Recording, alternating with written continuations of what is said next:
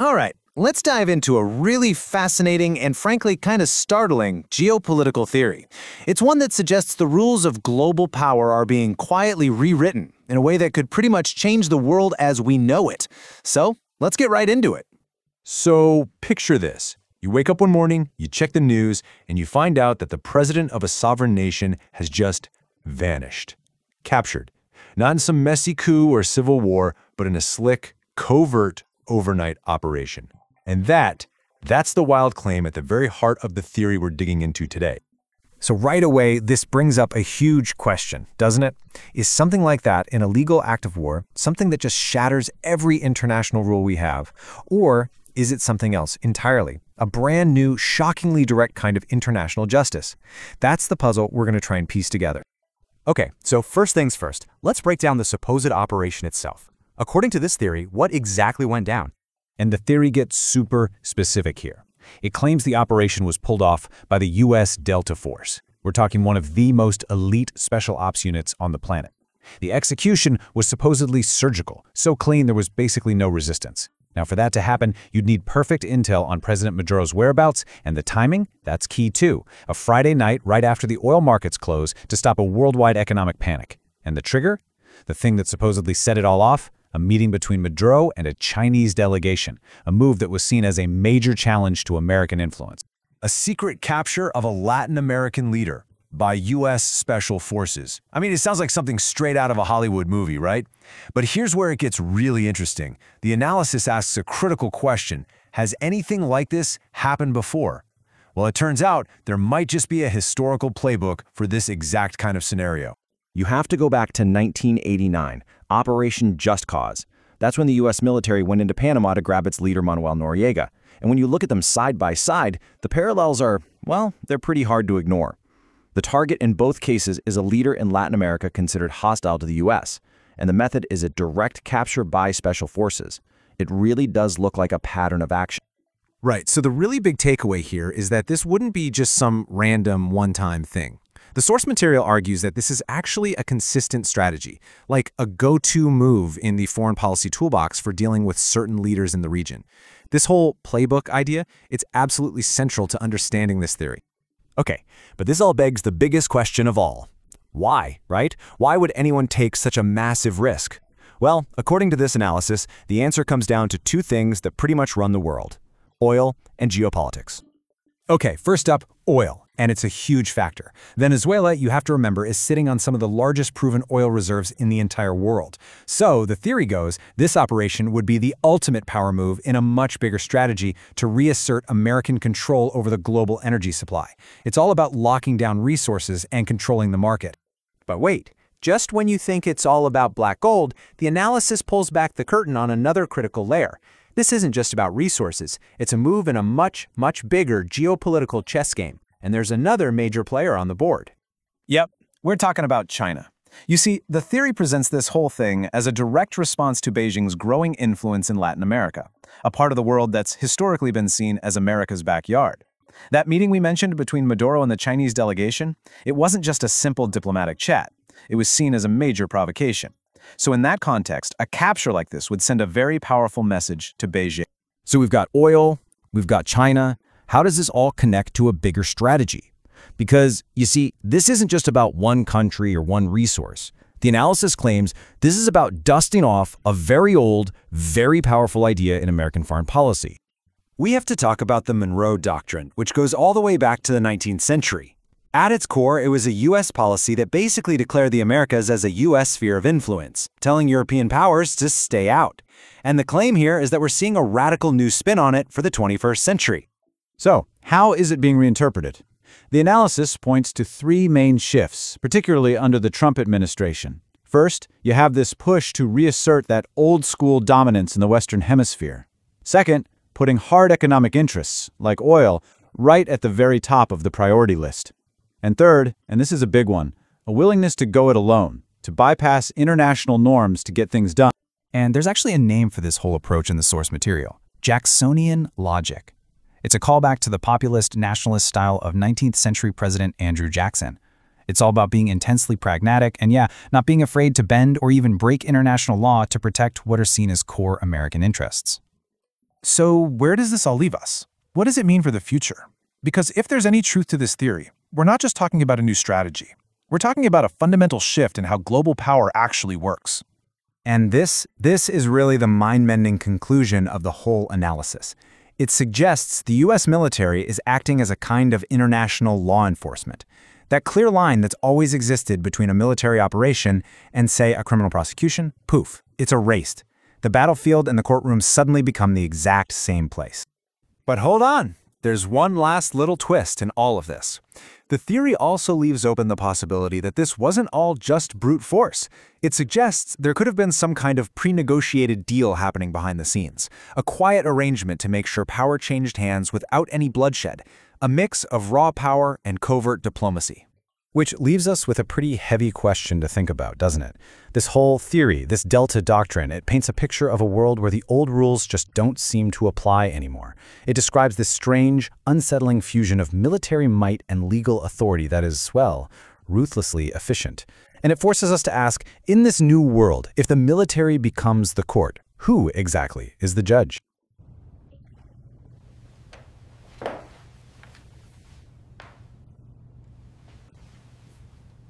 Welcome to the debate. Our discussion today centers on a really compelling analysis in the Delta Doctrine, the Maduro capture and American oil strategy.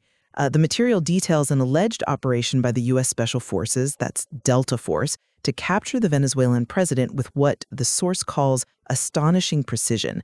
The implications here are, well, they're vast. They touch upon deep historical precedents, geopolitical rivalries, and a fascinating convergence of military and judicial power. And the material identifies multiple really powerful forces driving this alleged maneuver. Everything from, a critical long-term economic strategy to very immediate political calculation. Precisely. And that brings us to the central question we really have to grapple with. Is the alleged capture of Maduro primarily driven by a deep, structural U.S. strategy to control global energy reserves and maintain historical dominance? Or is it better understood as, say, a tactical geopolitical maneuver, one that's coupled with crucial domestic and international political signaling? I'll be arguing for the primacy of that long-term economic strategy and historical continuity. And I'll be arguing that the operation is fundamentally defined by that immediate geopolitical signaling and this really novel tactical use of the military as an international law enforcement instrument. So my position is, well, it's anchored firmly in economic realism. I mean, the core motivation for this action is the explicit U.S. strategy to reassert American control over global energy reserves. The source material is unequivocal on this. It explicitly names oil as the central driver of the entire maneuver. This alleged action, it isn't some sudden policy shift. It's a modern iteration of a historical continuum, one that's explicitly linked to the Monroe Doctrine, the centuries-old framework justifying U.S. hegemony to the Western Hemisphere. We see a very clear precedent in Operation Just Cause in 1989, with the capture of Noriega, the commitment to securing long-term U.S. interests, specifically regarding energy, that forms the foundation upon which any short-term diplomatic maneuvers are built. The structural strategy dictates the tactics, not the other way around. Okay, I understand the gravity of oil as an economic context. I mean, it's undeniably a prerequisite for any maneuver in Venezuela. Of course. However, the timing and the framing of the operation seem to indicate that the priority was immediate strategic signaling and, frankly, complex political theater. It places tactical concerns above that slow structural doctrine enforcement. I mean, look at the operational constraints. The strategic timing, the operation allegedly took place on a Friday evening, that was consciously chosen to mitigate panic on international oil markets. This suggests immediate damage control was a vital operational constraint, forcing the action into a hyper-specific tactical window. And even more crucially, the action came right after Maduro met with a high-level Chinese delegation. This transforms the capture from just a general strategic objective into a profound, immediate diplomatic affront directed squarely at Beijing. It was designed to instantly counter China's rapid influence growth in the region. And, furthermore, the analysis points to a historical shift. The U.S. military allegedly acted directly as an international judicial instrument, blurring the lines between military action and criminal pursuit. That moves beyond traditional historical doctrines. This novelty to me suggests tactical expediency was the defining characteristic. That's an interesting point about the immediate signaling to Beijing, but I would argue that countering China is simply the contemporary expression of a larger, enduring energy control strategy. I mean, why should the U.S. worry about Chinese influence in Venezuela unless that influence directly threatens the foundational goal of controlling global reserves? The loss of Chinese influence is a necessary byproduct of securing U.S. resource control, not the primary strategic objective itself. If U.S. foreign policy is structurally committed to Western Hemisphere energy dominance, then any rival, whether historical or contemporary, has to be countered. China's presence simply provided the immediate tactical window. The structural framework, dating back to the Monroe Doctrine, is what mandates the removal of any threat to American regional control over these vital resources. I agree that the Monroe Doctrine provides the structural justification, sure, but a structural framework doesn't dictate timing. The operational details strongly emphasize the short-term diplomatic effect against a specific rival. The source material stresses that China would lose influence, which suggests that the precise diplomatic timing wasn't accidental, but was strategically essential for maximizing the damage to Beijing's regional standing. If this were purely about long-term control, the action could have happened any time. The fact that the U.S. chose the precise moment immediately following a high-profile Chinese visit demonstrates that the action was primarily reactive and tactical, aimed at solving an immediate geopolitical problem, the growing intimacy between Beijing and Caracas, rather than just a slow enforcement of structural policy. But that highly tactical operation is still confirmation that the structural framework is being applied with efficiency. I mean, drawing on the specific link the authors make to the Monroe Doctrine confirms that this is a direct reiteration of a structural foreign policy framework. It's aimed at regional dominance, regardless of the immediate rival trying to gain a foothold.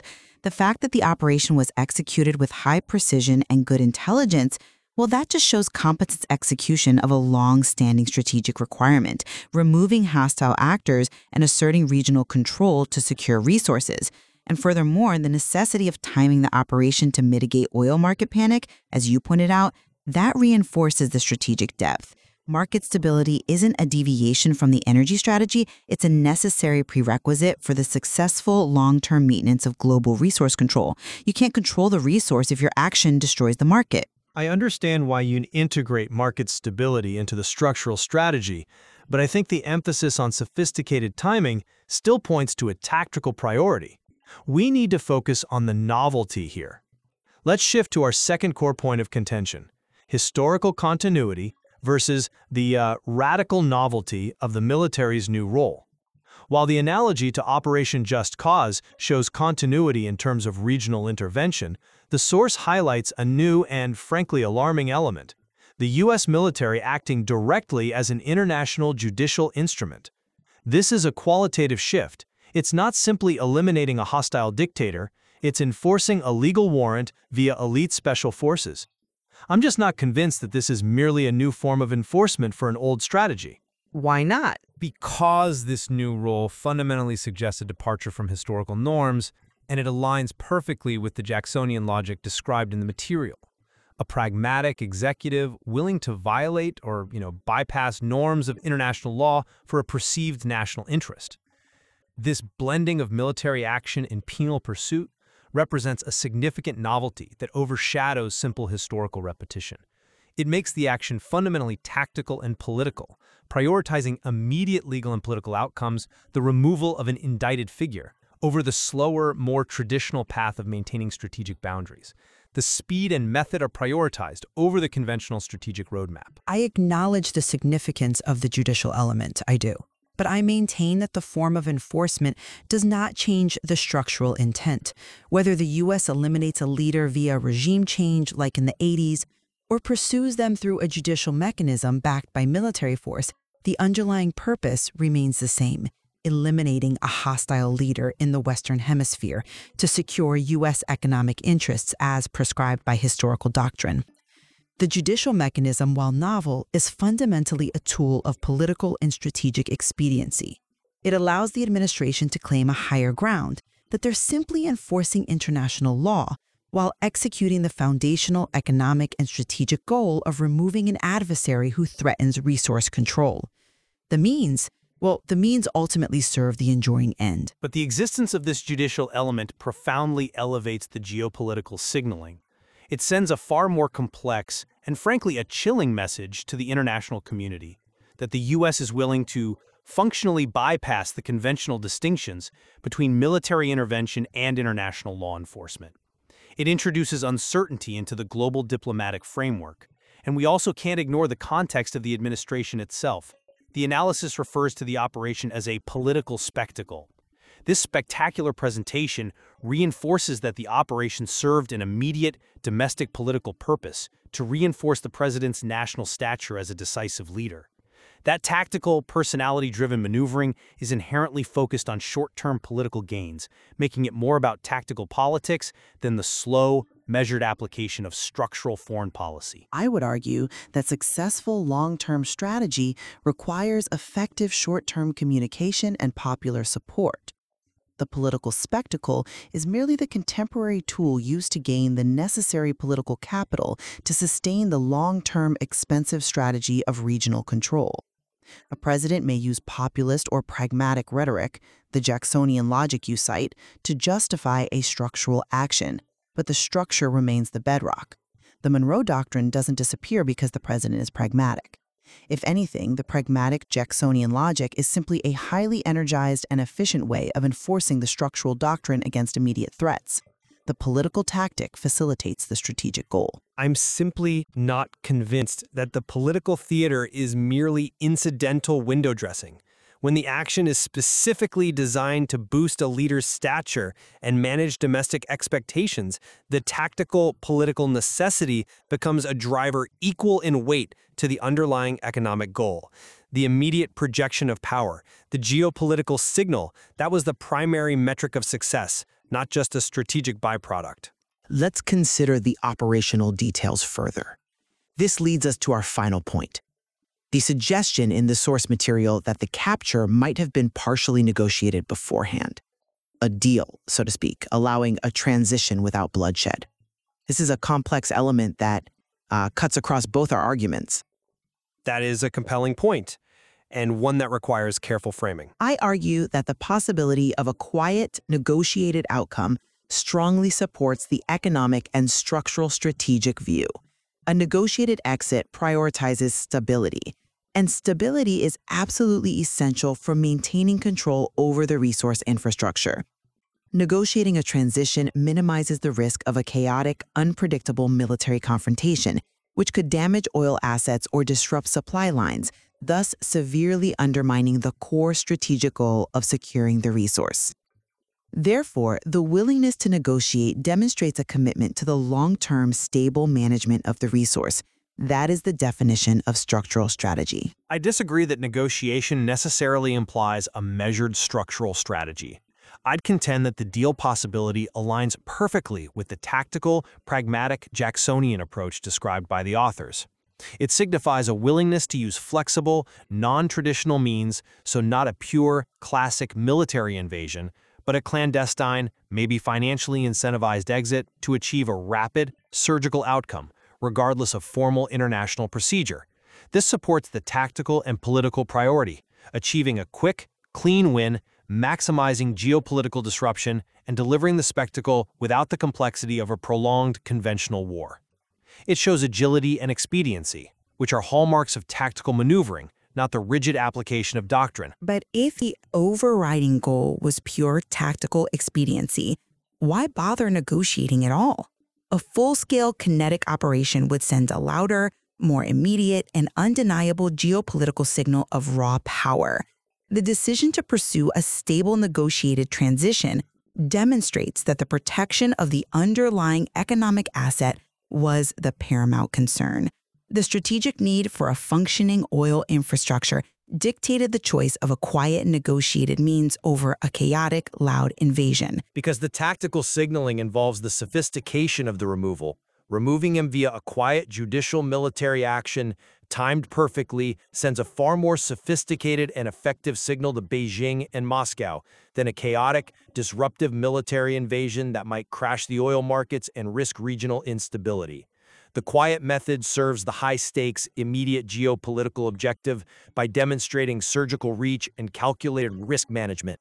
It's the difference between overwhelming force and targeted, intelligent precision. We have certainly illuminated the deep convergence of these structural and tactical elements within modern statecraft. Absolutely. To briefly summarize my position, while tactical elements like the timing and the judicial instrument are undeniable, the analyse's emphasis on oil as the central driver and the explicit link to the Monroe Doctrine confirms that the alleged operation is fundamentally rooted in a long-standing strategic imperative to maintain U.S. control over global energy resources. The structure of U.S. foreign policy provides the necessary motivation. The immediate context merely dictates the most efficient and precise method of execution.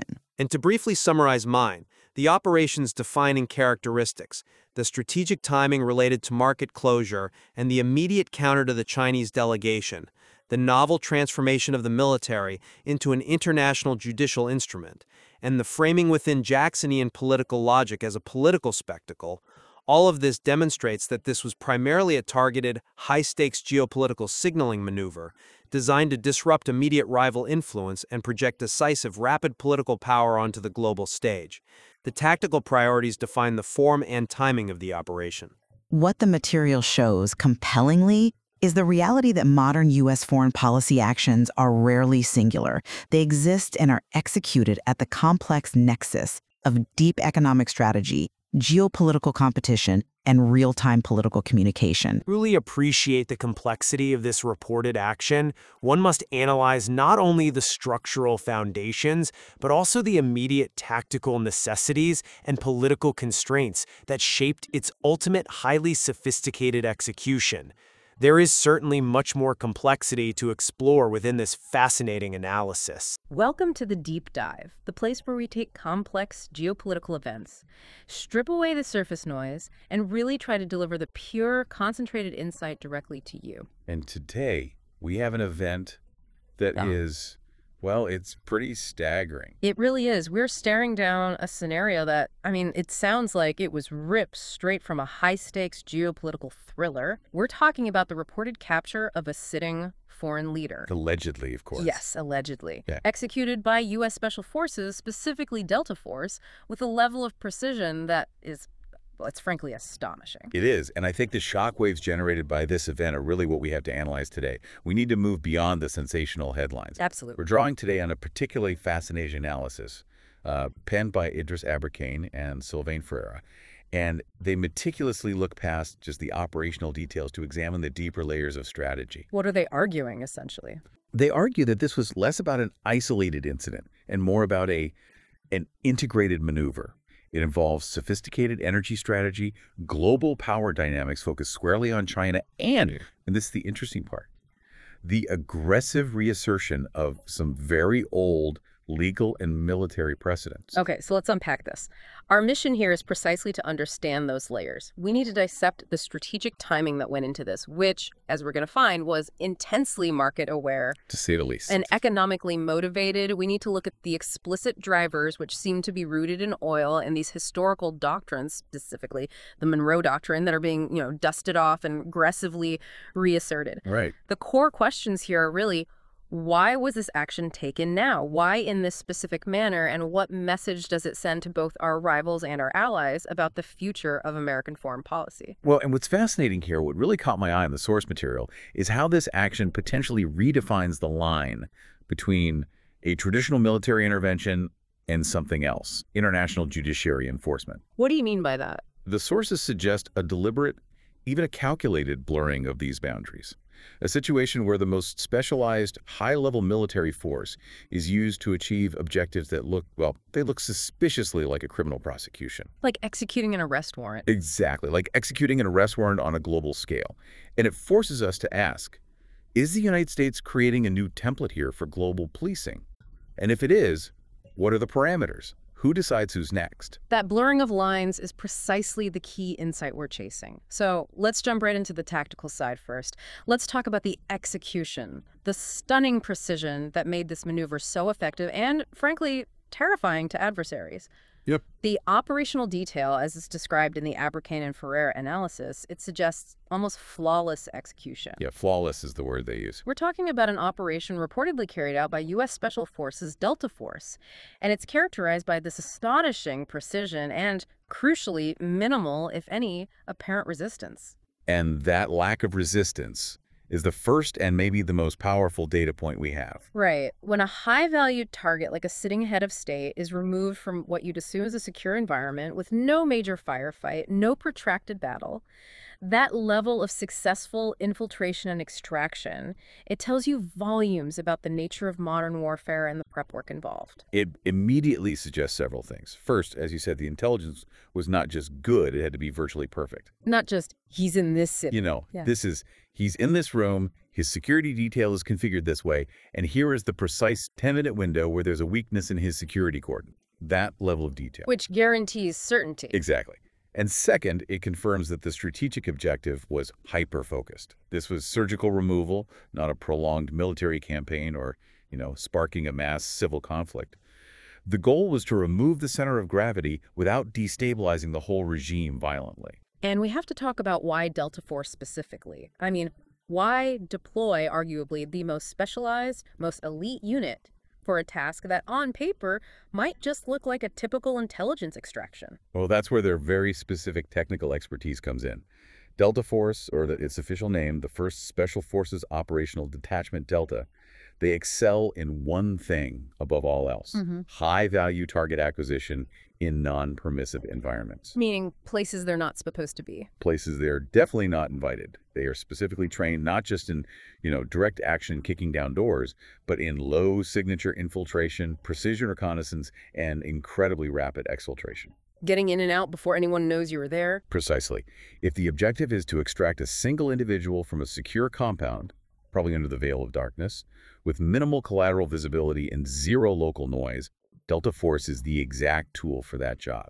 Any other unit might have generated resistance, which leads to noise, delay, and ultimately market instability, which we'll get to. So that perfect synchronization between the operational capability and the strategic goal is what the authors really highlight. And they draw a direct military analogy here that helps to contextualize Washington's thinking in these kinds of high-stakes unilateral actions. They do. They point straight back to 1989. Operation Just Cause in Panama. The capture of General Manuel Noriega. The very same. And this linkage is crucial. The Noriega president established this concept of using decisive unilateral military force to neutralize a specific foreign leader. It effectively circumvents national sovereignty under the pretext of other justifications. Back then it was fighting drug trafficking. In this modern case, it could be other criminal indictments. But wait a minute, isn't invoking Noriega extremely risky? I mean, given the legal and political chaos that followed that operation, yes, it was successful from a military standpoint, but it was globally condemned as an invasion. It was. And the long legal battle over Noriega's extradition and his trial, it raised massive questions about U.S. jurisdiction over foreign leaders, questions that were never really resolved. That's the friction point a savvy audience should absolutely pick up on. Yeah. And the source analysis implies that while the political and legal fallout of Noriega was messy, to put it mildly, the operational template, the ability to decisively remove a hostile leader at will, was deemed successful. And therefore reusable. By drawing this analogy, the authors are signaling that this is not some ad hoc one-off event. This is a powerful historical template being reasserted. The key difference here, they argue, is that the modern template is refined. It's more sophisticated. How so? Using a surgical team like Delta instead of a mass invasion force, which is what Just Cause was, you have tens of thousands of troops. This minimizes the international condemnation. There's no footage of tanks rolling through streets. And perhaps, crucially, it avoids creating an enduring insurgency on the ground. You're in and out. So the strategy is continuity in unilateral action, but refinement in execution. That covers the military side. But here's the detail that, for me, anchors this entire operation firmly in economic strategy: the crucial timing element. The analysis specifically notes the strategic decision to execute the operation on a Friday evening. My initial reaction, and I'm sure for many listening, would be, Well, they went when they got the intel. They had a window. But the sources give a very specific, very market-aware reason that explains why Friday night was basically non-negotiable. It's an absolutely brilliant and frankly chilling insight into the depth of planning that integrates high finance with high military strategy. This timing was specifically intended to avoid immediate panic or instability on the global oil markets. Before they closed for the weekend. We have to remember that despite its internal struggles, its economic collapse, Venezuela remains a major global oil producer with massive reserves. And oil markets are notoriously legendarily sensitive to political instability in any major producing region. A coup, a conflict, an assassination, it sends prices soaring. Exactly. If the sitting president of a major oil state is suddenly captured, the immediate volatility would likely trigger massive price spikes or crashes. It would be an uncontrollable cascade of economic disruption. Global trading desks in Asia, Europe, New York, they would panic. And the U.S. could potentially face a global backlash, not for the capture itself, but for triggering a financial crisis. Correct. Regardless of the political objective, if you tank the global economy, you become the villain. So by executing the capture late Friday, the U.S. essentially bought itself 48 hours, a 2-day buffer, 48 hours for the U.S. State Department and any transitional allies on the ground to communicate the news, to signal stability, to indicate a smooth transition of oil production oversight. And to allow the global community to just absorb the initial shock. All of this happens before the trading week resumes on Monday morning. It is a detail that fundamentally reframes the entire operation. It wasn't just militarily expedient, it was fundamentally market-aware and economically driven.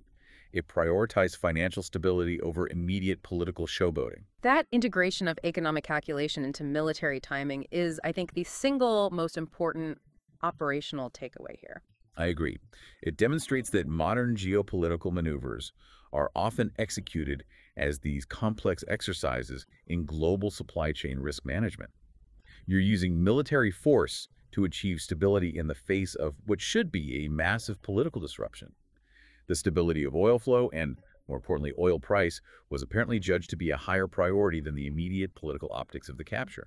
Okay, speaking of optics and signals, let's pivot to the geopolitical context, because this action wasn't just about oil flow and stock market timing. It was a clear and, you could say, an immediate affront to Beijing. A direct message. A very direct message. The operation immediately followed a high-level meeting between the captured leader and a Chinese delegation. That timing, it just cannot be accidental. No, it cannot. This immediately sets the action within the broader framework of U.S.-China global competition. This is the great power rivalry played out on a regional stage. And for China, you have to understand, the relationship with Venezuela is crucial. Why is that? It's crucial for two primary reasons. First, guaranteed access to natural resources, specifically oil, through these debt-for-oil deals. And second, establishing a strong, durable sphere of influence in the U.S.'s traditional backyard Latin America. It's part of their global infrastructure and trade strategy.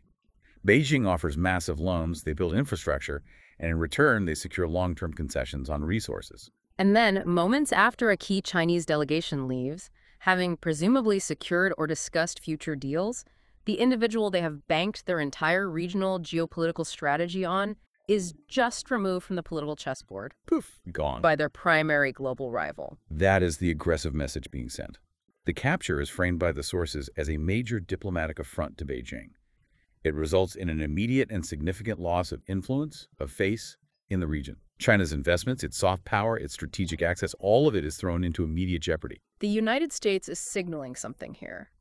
Not only that it will assert the Monroe Doctrine in its sphere of influence, but that it is willing to use its most specialized assets not just against local threats, but explicitly against the strategic interests of its global rivals. It's a very high-risk, high-reward move. It's not just disrupting a local regime.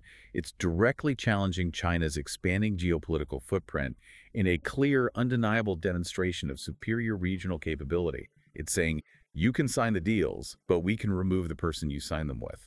And this all brings us back to how such a complex, integrated operation is even possible in the first place. You simply cannot pull off a market-aware, politically calculated move against a global rival while capturing a head of state without perfect vision.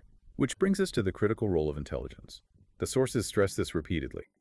The precision and the success of the action were directly attributable to highly accurate and specific intelligence regarding the president's location and, just as importantly, his security failures. And when we talk about perfect intelligence, we aren't just talking about, satellite imagery showing which building he was in. Not at all. We have to be talking about penetration into his immediate security detail, human intelligence on the ground. We're talking about his communication networks, his exact movements, and possibly intelligence on who in his circle would cooperate and who wouldn't, who would stand down. That's correct. Intelligence is the invisible engine that makes this entire modern strategy operational.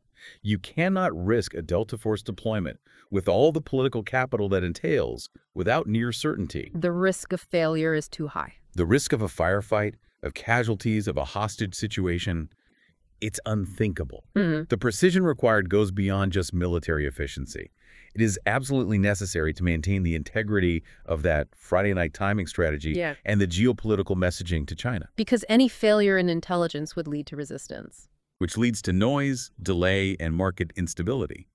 It would defeat the primary strategic purpose of the whole thing.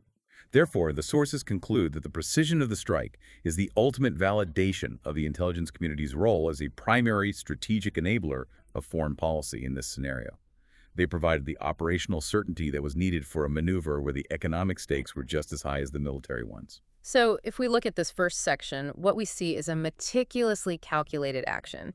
It combines a proven historical military template, the Noriega capture, but it's updated with surgical precision using Delta Force. It's synchronized with market-sensitive timing, the Friday night move, and overlaid with a clear message to the principal global competitor, China. All enabled by top-tier actionable intelligence. It is statecraft operating at maximum synchronization. It's a profound demonstration of how military, economic, intelligence, and diplomatic functions can be perfectly synchronized to achieve a defined geopolitical and financial outcome, where every single facet serves multiple strategic purposes at the same time. So if we connect this tightly synchronized military action to the bigger picture, the analysis by Abercan and Ferreira is, well, it's unambiguous. The source argues that oil was the central and primary driver of this entire maneuver. It eclipses other stated justifications, things like restoring democracy or protecting human rights. And that is the ultimate so what, isn't it? It challenges the narrative that's often presented by intervening powers. We constantly see conflicts framed in terms of these high-minded principles, but the deeper analysis always seems to point back to the control of global resources. Always. While those concerns may have provided the necessary political cover for the action, the engine itself was and remains petroleum economics. In this specific case, it's not just about getting Venezuelan oil back on the global market. The analysis suggests it's part of a deliberate, proactive strategy, a strategy aimed at reaffirming American control over global energy reserves and, crucially, managing their distribution and pricing stability. And we really have to put Venezuela's oil reserves into perspective for you, the listener. They hold some of the largest proven oil reserves in the world. Larger than Saudi Arabia's. Even larger than Saudi Arabia's, although much of it is what's called heavy crude, which requires very specialized and expensive refinement. But the sheer volume is what matters. Control over that volume fundamentally alters global energy politics. So for the U.S., allowing a hostile or unstable regime to manage such a massive volume, or worse, allowing a principal rival like China to secure long-term, controlling access that represents a core national security and economic threat. It's simply not acceptable from a strategic point of view. And the capture action is clearly linked to that second objective, countering the growing Chinese presence in Latin America. The sources are very specific about how China operates in the region. Indeed. China has been aggressively moving into the region through what are essentially debt for oil deals. They'll loan billions of dollars for infrastructure projects, roads, refineries, ports, communications grids, all of which are secured against future oil exports. It creates a kind of financial dependency. It creates immense financial leverage and, ultimately, strategic control, all without direct military occupation. It's a very clever long-term strategy. So by neutralizing the Chinese-backed leadership, the U.S. immediately disrupts Beijing's secure access and control over those long-term contracts.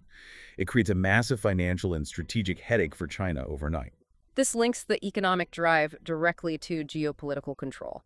It's a mechanism to shift the balance of power on the global energy map by simply removing the political figure who facilitated the rival power's access. That's a great way to put it. The capture, in this light, is a strategic asset seizure disguised as a political arrest. Exactly. And this persistent pursuit of regional resource control, it leads the authors to a fascinating historical connection that provides the legal and ideological backbone for this kind of aggressive action. And that's the linkage of this event to the historic Monroe Doctrine. Right, the Monroe Doctrine. Originally declared way back in 1823, it's one of those foundational principles of American foreign policy.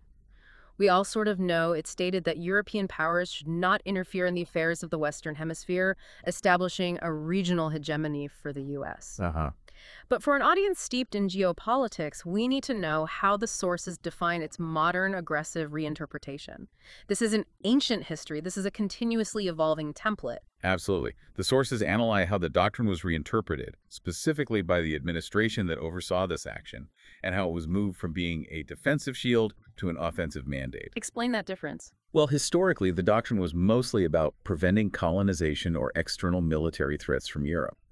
The modern interpretation, according to this analysis, shifts to justifying aggressive American intervention and control over the political and economic realities within the Western Hemisphere. So it transitions from a keep others out policy to a we dictate what happens within policy. It's a fundamental change in posture. So the modern application of the Monroe Doctrine becomes a mandate for preemptive economic and political action, using military means if necessary. It's not about keeping European ships away anymore. It's about ensuring that strategically vital resources, like Venezuela's massive oil reserves, remain aligned with American interests. And crucially, are not captured, either financially or strategically, by rival global powers like China or Russia. That shift from defense to offense is absolutely key. The removal of a leader who was seen as actively facilitating this foreign penetration into the Western Hemisphere, a financial and strategic penetration led by China, it becomes immediately justifiable under this expanded aggressive interpretation. It's a reassertion of regional dominance, where economic interests are redefined as critical security interests. So what for you, the learner, here is immense. When you see a major intervention like this, you have to immediately consider the historical or legal framework the actors are claiming. Here, it's the powerful, newly aggressive ghost of the Monroe Doctrine providing that regional strategic depth. While the pursuit of oil provides the specific tactical and operational motivation, it creates a very powerful justification structure. It marries a 19th century regional declaration with 21st century energy demand and geopolitical rivalry. And that allows the government to argue that they weren't just seizing resources, they were protecting the hemisphere against foreign strategic encroachment and doing so under a long-standing historical mandate. That framework provides the essential context for understanding the high-risk, high-reward nature of the capture. It's a textbook case of convergent strategy. You have doctrine, economics, and military power all converging on a single high-value target. Now we shift from the operation and the doctrine to the communication of it all. Because the analysis argues that how the capture was communicated was just as important as the action itself. And here's where it gets really interesting.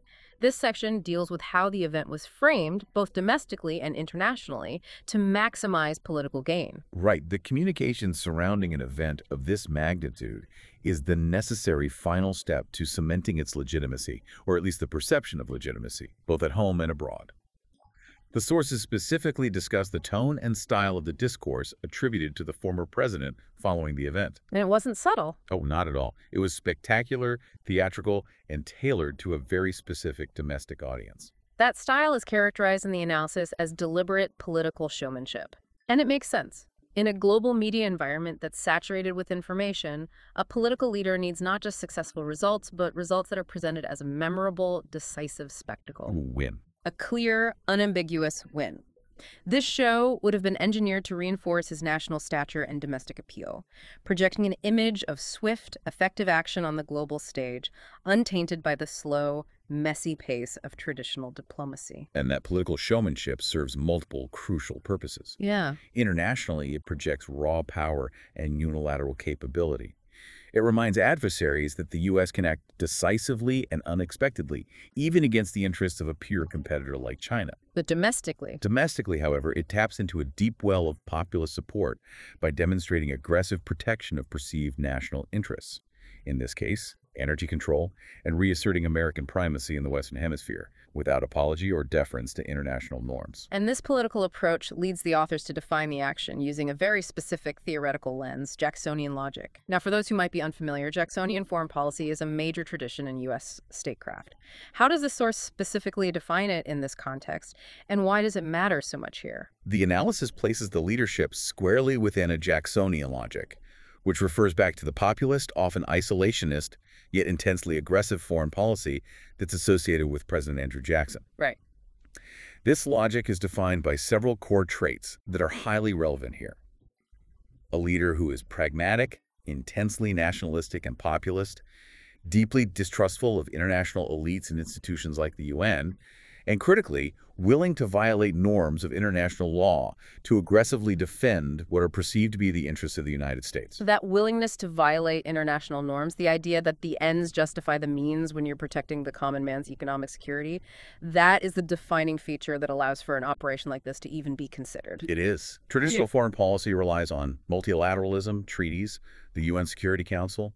The Jacksonian logic views those very structures as obstacles that can and should be bypassed when they interfere with perceived national necessity. So it provides the philosophical justification for a unilateral action on sovereign soil. It does. In the Jacksonian worldview, securing resource access like oil for American economic benefit or removing a hostile figure who is linked to a rival power is seen as a necessary pragmatic act. The analysis suggests that this logic explains the blend of aggressive nationalism, unilateral action, and populist communication that we saw in the overall strategy. The world is viewed as fundamentally competitive and zero-sum. Demanding swift, decisive action rather than prolonged, polite negotiations, which are seen as a sign of weakness. Exactly. So the Jacksonian logic allows for the capture operation by bypassing international legal norms, while the reinterpreted Monroe Doctrine provides the historical regional justification for the area of operation. It's a very robust, if highly controversial, ideological framework.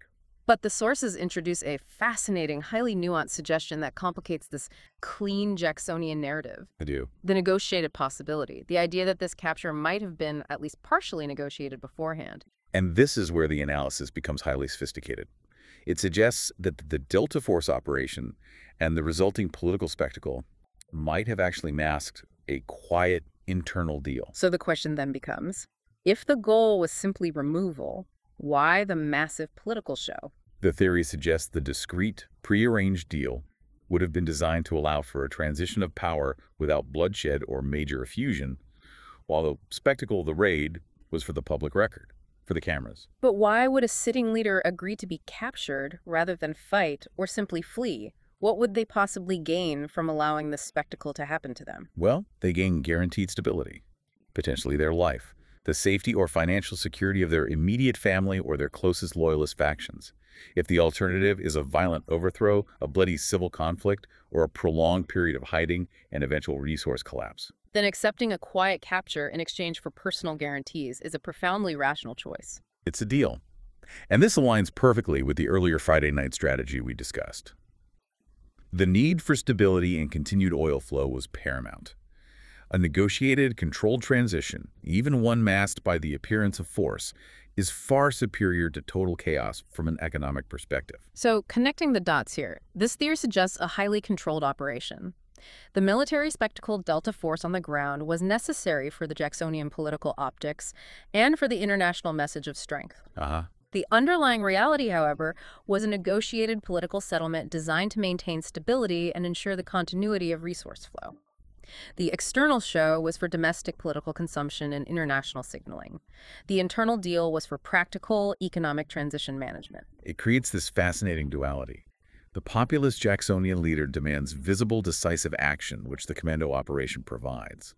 But the pragmatic underlying economic goal stability and oil flow demands a quiet resolution, which the prearranged deal provides. So the operation perfectly reconciled these two almost opposing strategic needs. That's what the sources suggest. It's the ultimate fusion of political theater and pragmatic statecraft. A hybrid operation designed to satisfy both a populist base and the global oil markets at the same time. And its success makes this event a potential textbook example for future intervention strategies, where the military is deployed not to start a war, but to manage a political transition demanded by economic interests. And all of this raises a really important question. If we peel back all the layers, the economic motive, the doctrinal justification, the political spectacle, what does this action signify for the future of international law, for the concept of sovereignty, and for the use of military force? Right. This is where the Abercane and Ferreira analysis delivers what I think is its most significant long-term implication. Okay, let's focus on that major implication now. The analysis emphasizes the historical significance here, stating that this marks the first time, according to the sources, that the American military has acted directly and explicitly as an instrument of international judiciary enforcement. And this is a profound conceptual shift. We really need to spend some time on why this is so new and so different. Okay. Traditionally, military intervention involves war, defense, peacekeeping actions governed by international treaties, and the laws of armed conflict. Judicial enforcement, on the other hand, involves police, warrants, extradition processes, and the cooperation of sovereign states. Two completely different worlds. Completely different legal and operational frameworks. By deploying a specialized military unit like Delta Force, not to overthrow a government in a coup, but explicitly to execute a warrant or a criminal prosecution objective against a specific individual, the sources argue that the United States is fundamentally erasing the lines between law enforcement and acts of war. So the action becomes a globally operationalized police raid. Except the police force is a world-class military unit operating on foreign sovereign soil, and it's circumventing every traditional legal channel for extradition or international cooperation. This blending of objectives, the blended action, that's where the real precedent lies. Exactly. The operation combines the means of military action, the capture by Delta Force, with the specific objectives of a criminal prosecution. The pursuit of a specific leader who may have been indicted in a U.S. court for, say, drug trafficking or corruption. And historically, the U.S. has tried to extradite indicted leaders. We mentioned Noriega, but those efforts required years of legal wrangling, diplomatic pressure, or, in his case, a mass military invasion. Right. This new template utilizes precision military force to achieve the speed and certainty of a judicial outcome without all that messy diplomacy or large-scale conflict. And this capability, it allows a nation to secure its economic interests, like oil reserves, by cloaking the military action in the moral and legal authority of fighting crime or corruption. It's an incredibly efficient method for geopolitical maneuvering. It is, but it profoundly erodes the concept of national sovereignty that has, underpinned the international system for centuries. It essentially weaponizes the indictment. Once a foreign leader is indicted in a U.S. court, that indictment can now serve as the casus belli, the justification for an aggressive, unilateral military operation. It bypasses international tribunals, like the one in The Hague, it bypasses the UN, and it bypasses the host nation's own judicial processes. It elevates a national criminal prosecution effort to the level of military necessity, especially when the target holds significant strategic or economic value.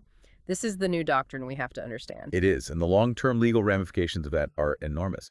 Doesn't this mean any major world power could start indicting the leadership of smaller nations they dislike and use that as a justification for military incursions? That's the concern the sources raise. When the most powerful military entity in the world defines itself as a global law enforcement agency, it creates a vacuum where international law is supposed to be. It establishes a hierarchy of power over justice. Now, the U.S. argument would be that it's necessary because hostile states often protect criminals. They don't cooperate with extradition. But the precedent is undeniably destabilizing. It replaces the slow, consensual process of international law with the swift, decisive action of military might, justified by a domestic legal process. It is a profound change in the architecture of global sovereignty. Let's take a moment then to synthesize the three major forces that were driving this event as Abercane and Ferreira analyze them, because I think understanding this tripartite strategy is essential for you, the listener. Okay, first we have the geopolitical strategy. The structural reason for the intervention was countering China's expanding influence in the Western Hemisphere and reasserting that updated, aggressive interpretation of the Monroe Doctrine. Which confirms that the action was aimed at great power competition, not just local politics. Correct. Second, the petroleum economics. This was the primary functional motivation securing control over Venezuela's vast energy reserves and ensuring market stability through that carefully timed Friday night maneuver. This was the fuel that drove the operational timing and dictated the need for minimal resistance. And finally, the political communication. Yes, the Jacksonian logic that uses populist appeal and reinforcing national strength through high-profile, unilateral action. This narrative provides the political legitimacy at home and ensures that the action is viewed domestically as a necessary protection of American interests, overriding any concerns about international legal norms. The ability of the U.S. to simultaneously deploy these three distinct strategies, a military action, a precise economic calculation, and a cohesive political narrative, that's what makes this particular event such a potential historical turning point. It establishes a highly efficient template for future unilateral interventions, where economic interests, high-value targeting, and judicial authority converge under the guise of the Jacksonian mandate.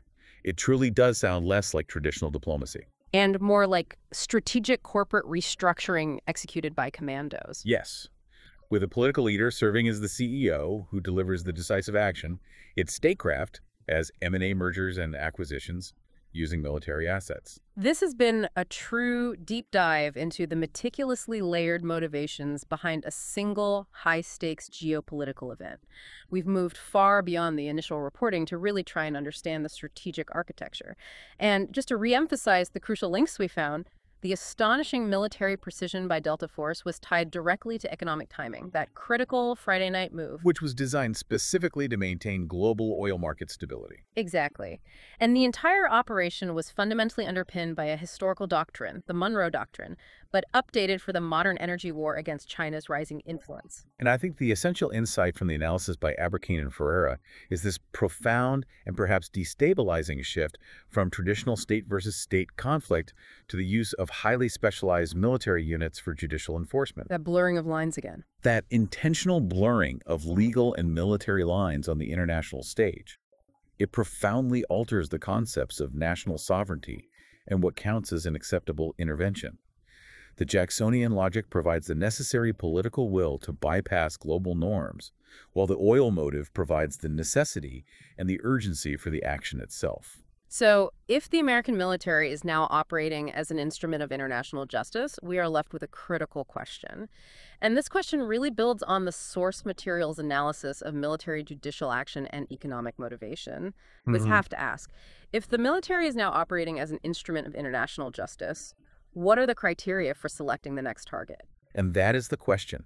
The convergence of a criminal indictment, which could be based on evidence gathered through intelligence operations with major resource control, that creates a powerful and perhaps a too convenient incentive structure. What do you mean by too convenient? Well, you have to consider whether the indictment genuinely serves a universal justice objective, or whether the strategic interest, the pursuit of energy resources, the need to counter a rival power, actually creates the urgency for the indictment and its aggressive execution in the first place. So the indictment becomes the tool, not the cause. It suggests that a leader's strategic value and the vulnerability of their nation's resources may be the true litmus test for becoming a target of this new Delta Doctrine. That is definitely something to mull over. When a criminal charge can be weaponized into a military intervention, the global game has truly changed. Thanks for joining us for the deep dive.